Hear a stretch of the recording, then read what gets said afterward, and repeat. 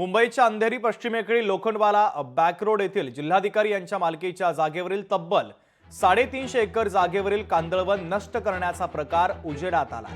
स्थानिक नागरिकांच्या तक्रारीनंतर माजी मंत्री अनिल परब यांनी अधिवेशनामध्ये हा मुद्दा उपस्थित केला। याची दखल घेत पर्यावरण मंत्री पंकजा मुंडे यांनी देखील या जागेची पाहणी करून बांधण्यात आलेल्या भिंती पाडण्याचे आदेश दिले।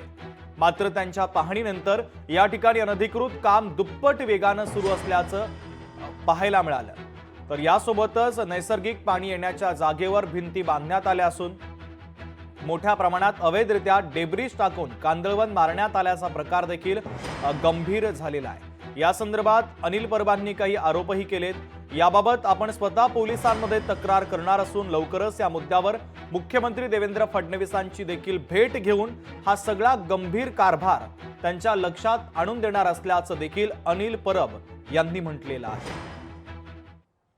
जवळजवळ दिवसाला इथे 2-1 हजार ट्रक आज भरणी करतायत। त्यांना कोणी अडवत नाहीये, कोणी त्याची परमिशन विचारत नाहीये, ना महानगरपालिका विचारते ना पोलीस विचारतायत।